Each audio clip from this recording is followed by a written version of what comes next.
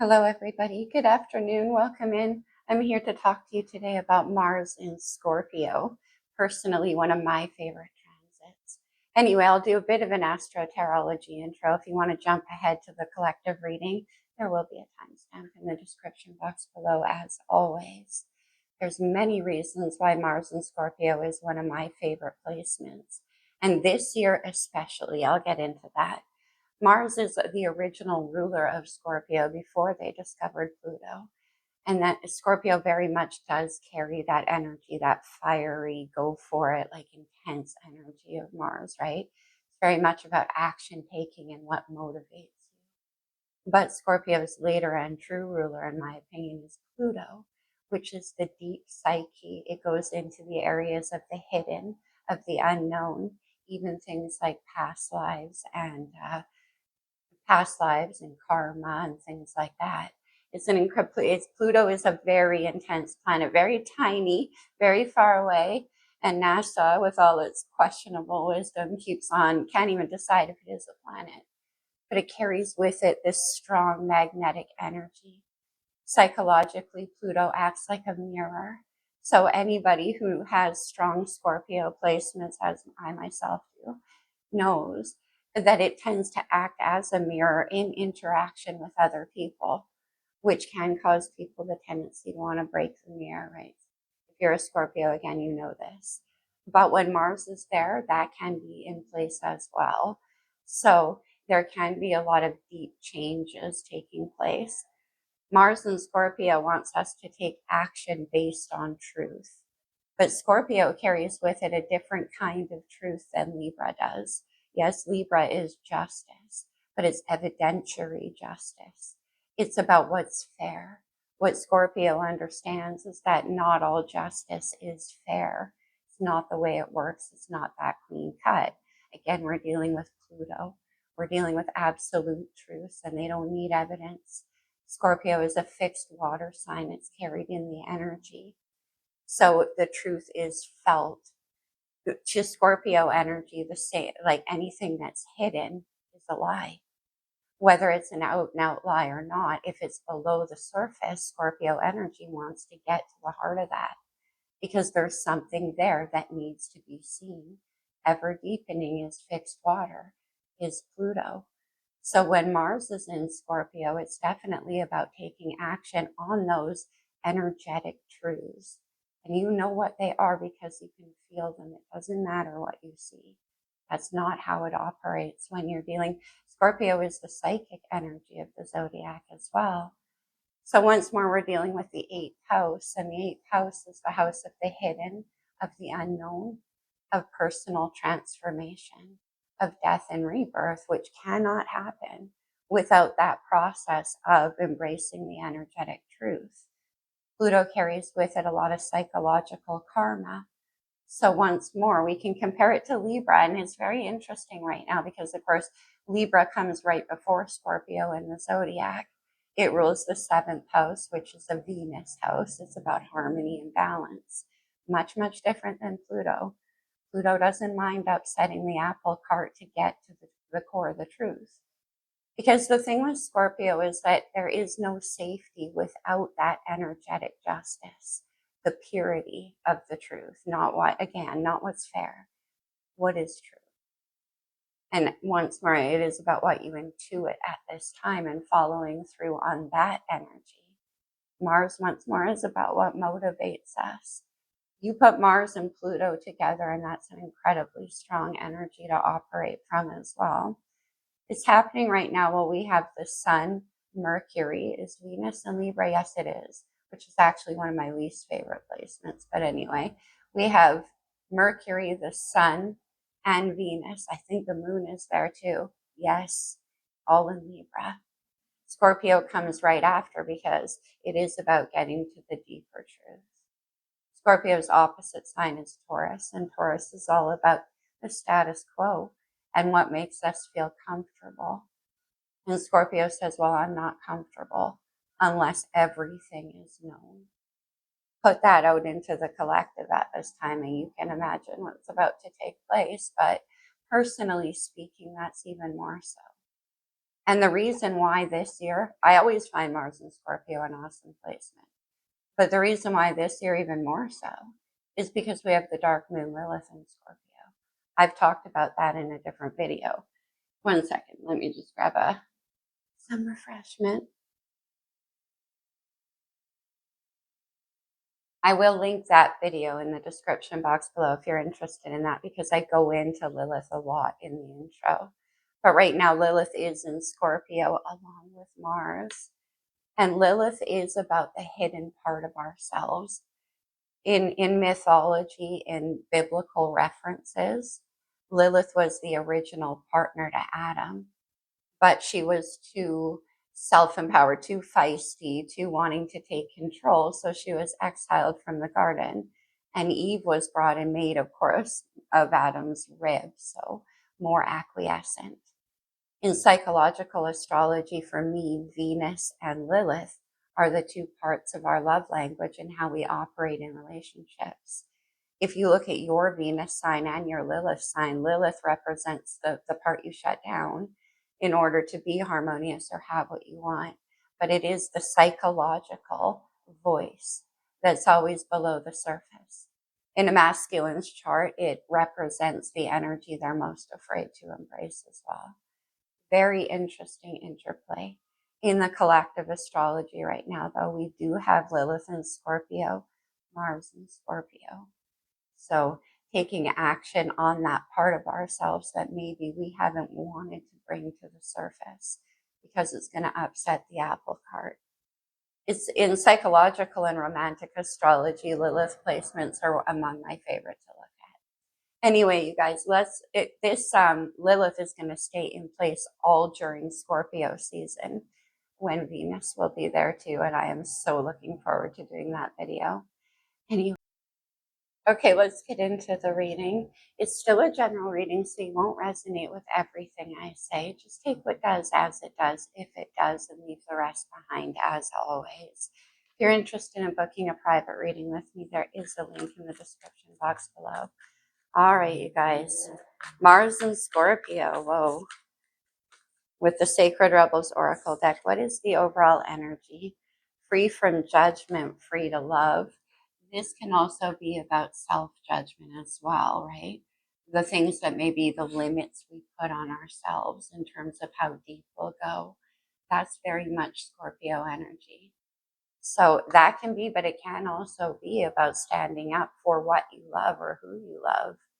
Maybe around you, there's a lot of conflict around that. Well, we have what you want wants you on the bottom of the deck. And then free from judgment. Be about self-judgment. Okay, now what you want wants you sometimes serves for me as a reminder that if you're pushing for something that's pushing you away, it's probably not for you. Okay, let's go to the wisdom. This is lovely. We have blessed energy. Okay. Number 22.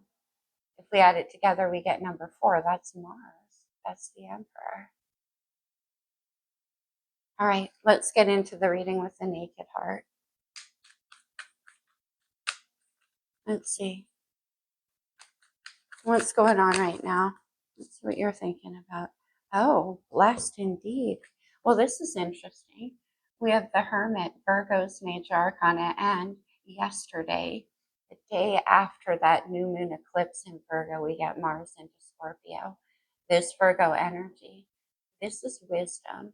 It is about soul searching and finding out what makes you truly happy. The 10 of Cups, Scorpio energy.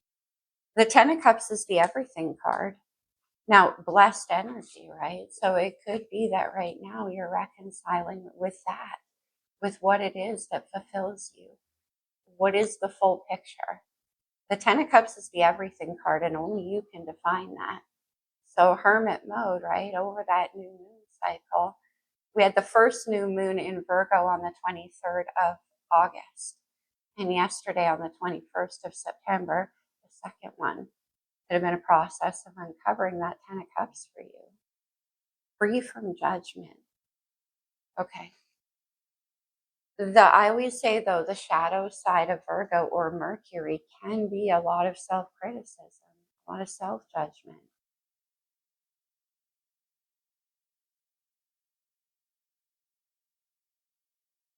I'm sorry, I have to keep drinking. My throat is super raw. How do you feel right now? What's going on in your heart? That's pretty beautiful, though. We have the Ten of Pentacles on the bottom. Ten of Cups, Ten of Pentacles, Virgo energy. More Virgo. Unbelievable. We have the Magician. Virgo and Gemini energy. Here's Mercury. In the heart space, this is being capable now that you know. The Ten of Cups, I mean, all it takes is knowing what that is for you, for any of us. And then you can manifest it from the heart space. And that's what the Magician does.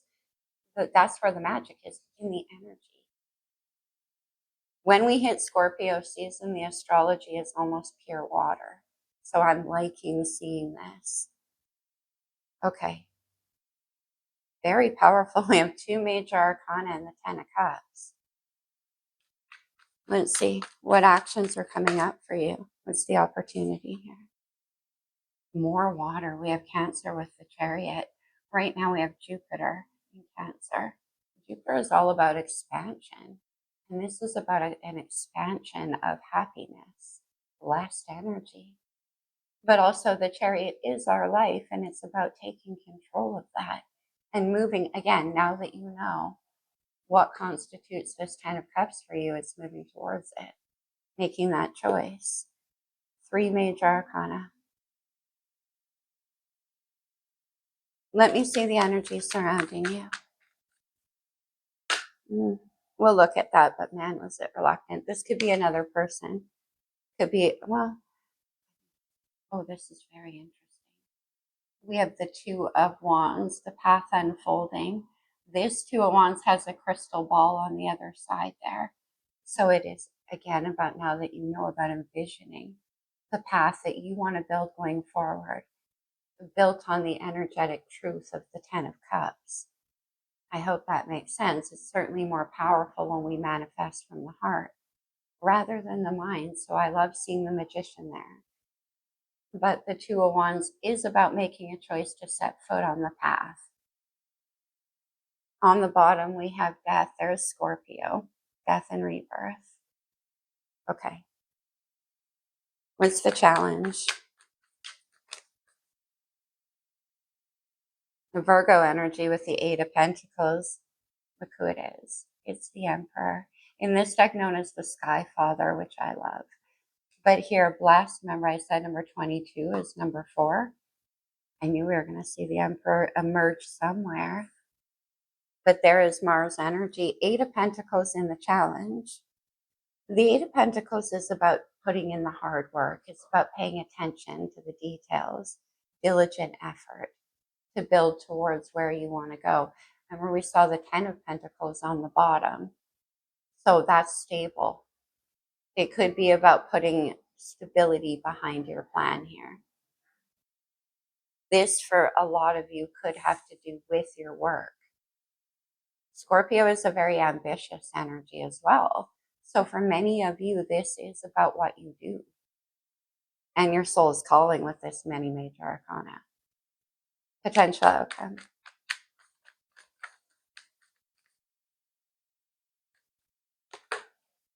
The cards are falling funny. We have the Five of Cups, Scorpio energy. Interesting.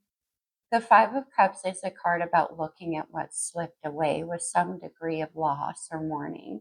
There could be regrets about time or energy that's been slipped away. Always in the Five of Cups, there's two cups that are still left standing. And that's actually a deepening of the energy. You go from 3 to 2, it's more concentrated. It's more committed. But death and rebirth often brings with it some kind of sadness, free from judgment. Okay. Interesting. And let's clarify with the lights here. Let me see this Ten of Cups. Of course, like I said, that's self-defined, but The cups are energy, so it can be about happiness, creativity, joy, family, sex, love. Let's see. It's definitely blessed. We got the moon here, Cancer's ruler, but yesterday, new moon eclipse in Virgo. And then the Page of Cups. So the page is sort of getting your toe wet in the water here of the possibilities. It could be a new endeavor that you're starting to begin, starting. Now, also, though, this could be that you want to make a confession or an offer to somebody around you. So far, I don't see that energy here, though, but we have free from judgment, free to love. The moon is about what's hidden. It can be about the unknown, right? Okay. Can I have one more with the Page of Cups? It's a very sweet energy. Yes. It's the Five of Cups. And then in the outcome, we have the Five of Cups. If we put those together, 10 of Cups. So this is what's on your mind. It's like a possibility of something. I mean, this is about longing too. You could be missing somebody. Let's see the Magician in the heart. Wow.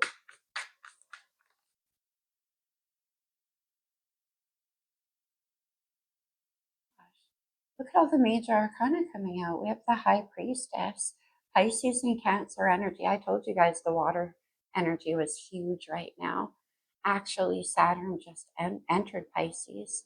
It's retrograding through Aries. We saw the Emperor hidden. It's in Pisces right now, but the High Priestess is very intuitive.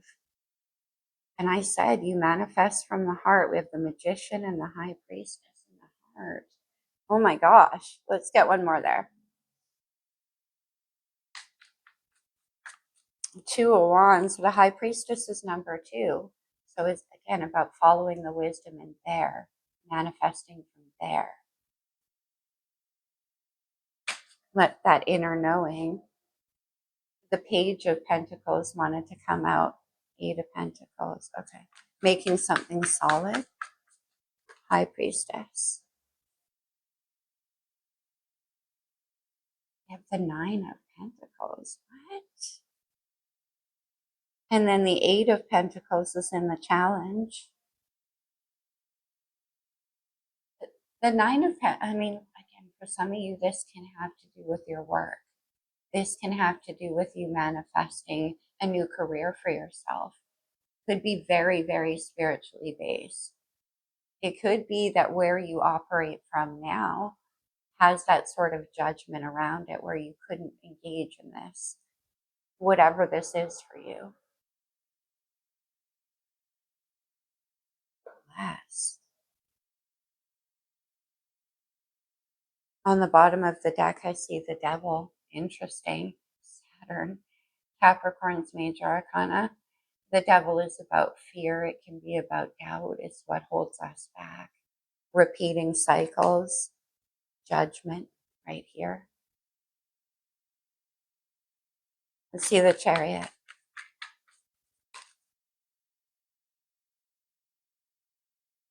Again, death and rebirth. Transformation.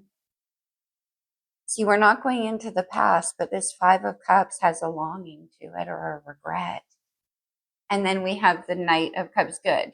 The Page on the mind and the Knight in the action. So the Knights take action. It goes from a possibility into something you can take action on. I always say this is Libra energy, even though it's water, because it's cardinal Venus, speaking the language of love. This could be an offer you want to give, an apology, something you feel sad about. We got 5 of Cups here. It's you stepping out of a place of self-judgment as well. I always get that with the Hermit. Ace of Cups. Beautiful. That's what this Knight holds. Okay, let me see. The Knight of Cups.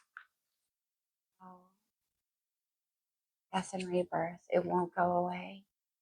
We have the Three of Swords, air energy. The Three of Swords is memories of heartbreak from the past. Now, remember when I said there's always 3 cups spilled over and 2 still remaining? These 3 swords represent maybe situations in the past that have led to heartbreak or disappointment or regrets. Could be in this very situation. But nevertheless, this is about moving forward, whether this is an apology or allowing yourself to engage in this possibility again.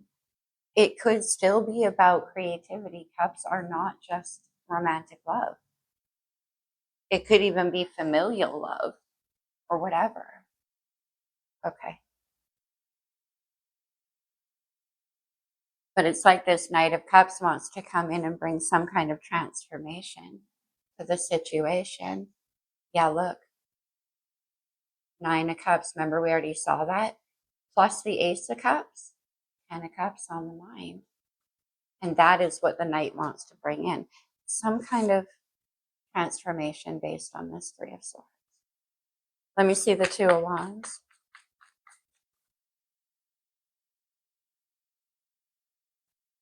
Six of Cups. Now, again, this could be somebody from your past, but I always say the Six of Cups is a sense, memory, it's a feeling. Three of Swords, it could be a feeling from the past coming back around. Sense, memory, he's holding on to his head because of how it feels. And the Devil.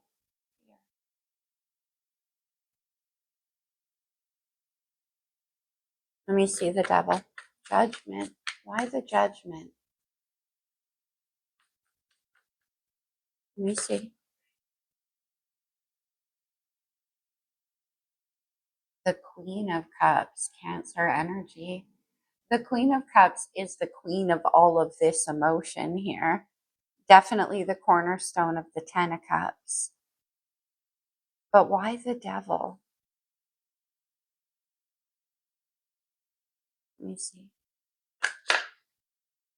The Five of Pentacles. And then I see the Fool. There's Aries, there's Mars energy. We keep seeing the Five of Cups, and then we see the Five of Pentacles. Now, this is a feeling of lack as well, or feeling shut out from what you want. Why the fear? Let me see the Eight of Pentacles in the challenge.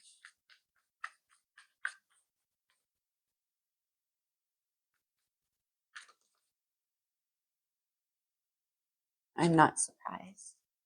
We have the Lovers, Gemini's major arcana.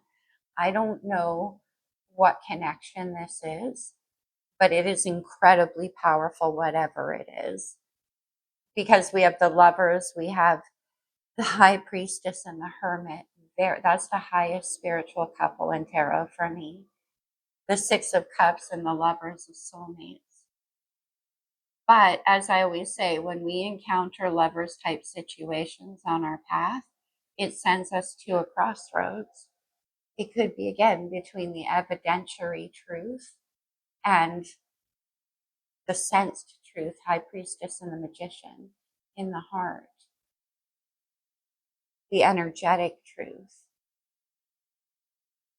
But anyway, the Lovers appears as a challenge because once we encounter those energies on our path, it's next to impossible to turn away. We can. There's always free will. But it lives in the energy realm forever. That's why we're seeing the Five of Cups. Now, the Lovers and the Devil here.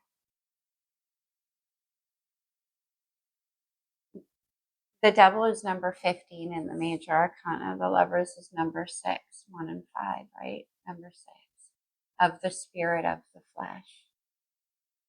Okay.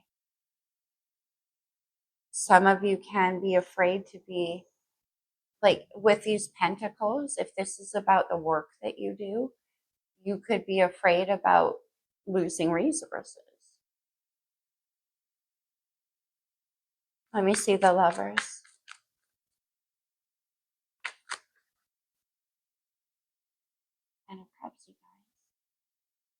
And that is what's on your mind. Wow. The Fool and the Hermit. The Fool is the new beginning, as I mentioned. And in the new year in January, Saturn and Neptune will go direct in Aries. Many other things too. And that's the new beginning. That's the time for taking action. Let's see the Five of Cups.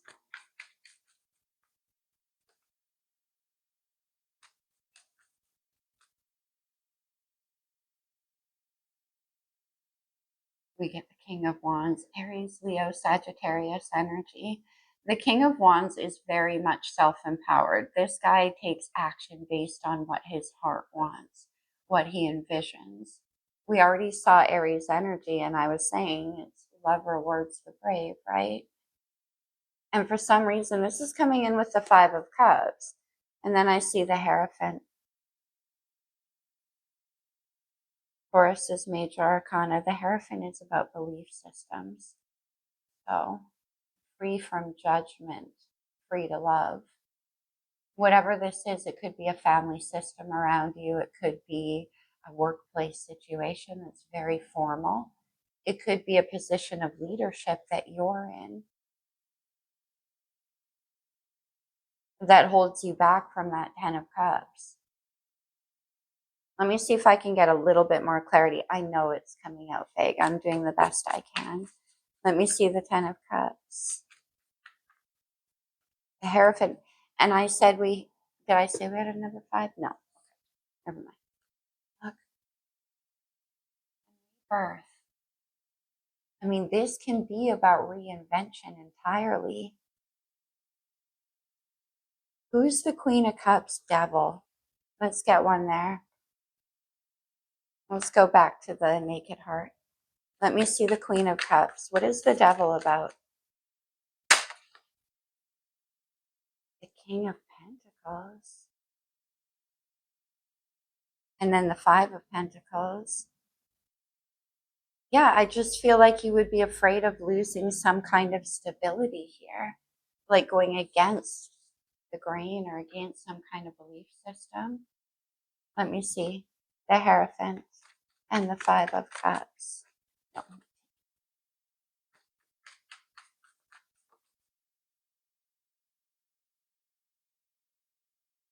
The Four of Wands and then the Six of Cups. More soulmate. This is crazy. The Four of Wands, right? People call it the 1111 card, but we have Two of Wands here. This is about the achievement of a dream. It is about, a home even, a new career, a new workplace situation. Six of Cups again. The Six of Cups is an energetic reminder of the purity of love. I always say that, especially when I see the Three of Swords here.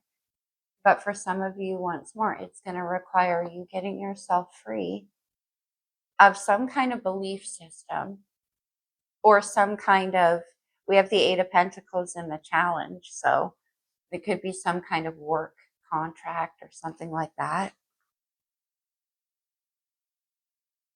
The Four of Wands and the Six of Cups. Aquarius is major. And right here. The Star is the truth. It's the purity of hope. It comes after the Tower because the Tower comes down to strip away any illusions that keep us from the truth. This is hope and healing. What is this? We have the Star, the Four of Wands, and the Six of Cups. Whatever this is that you're contemplating moving towards, it's got so much destiny around it. If there's a fear of failure, and I do pick that up a little bit, or a fear of going against the grain, free from judgment, I don't think there needs to be. This looks very guided and very successful. Let me see. We'll just check under the Nine of Wands. The Wounded Warrior. Okay, let's go to the blue deck. I sure hope that made some sense, you guys. I can understand if it was confusing. But see, this requires a lot of confidence here. And maybe you feel like you let something slip away in the past because you didn't embrace that.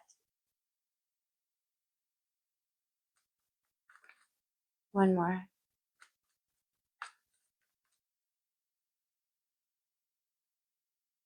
We have the temple path, the high priestess and the hermit. This is about what is truly calling to you, following that. You could be looking into some kind of spiritual work or creating something very spiritually based, religiously based, whatever that is for you. The seventh chakra, Archangel Uriel, the third eye, high priestess. The magic is in your heart.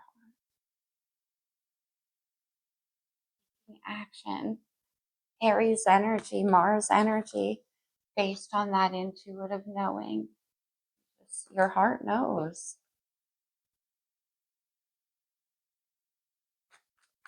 I'm going to just draw one more and see if this is somebody around you. It could be a very strong soulmate, especially when I see the Lovers. We have man holding a heart. Well, this is the same as the King of Cups. And we have the Queen of Cups here. King of Wands, King of Pentacles. So the King of Swords is missing. Free from judgment. Okay, anyway. The Angel of Strength. One more. And then the World. Well, the World is about the completion of a cycle, but in this case, I'm still saying this has to do with your work. We even have the Chariot, so there could be travel involved. The Healer of the Ages. Yeah, you could be looking into doing some kind of healing work. That's beautiful. Let's get some star codes. This could be astrological energy in your chart and someone around you, or just overall influencing. We have the Ascendant. That's the first house. That's Aries' house. It's where the rising sign lives. In this deck known as the Invitation. And I see this King, or this Knight of Cups. An invitation. That you want Virgo here. Wow. And then we have the fifth house, Leo's house. The house of passion, of creativity, of confidence. We got the King of Wands here. Sag, Jupiter energy. Lots of fire coming through. The Sag is the ninth house. It is the house of higher spiritual learning and new adventure. One more. And then we have Libra. Beautiful. Okay. We'll get a couple of talisman. Consider these to be like power words you can take away from the reading with you, if they resonate, of course. Like the whole reading. What do we have? Okay. Creativity. And maybe some of that self-judgment has been about holding back your creativity. Again, something to do with work and how it's perceived. It very much could be for some of you. Leadership, the King of Wands. What magical power? Heart. And then we have that grounding energy. Well, that is important. And the Four of Wands is very grounding. It's a structure. It can be about turning all of these gifts into something. On the bottom, we have karmic justice. That's how I open the reading. That's Scorpio, especially when Libra is involved. We saw both of those here. This is about getting what you wish for. It's what you're meant for.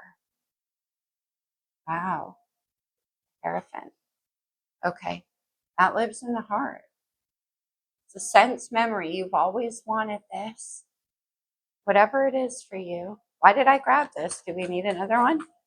I was going to close it off with a moon card, which I will do. No. We have the unfinished symphony. Come on. That's what I'm saying. What were you always meant for?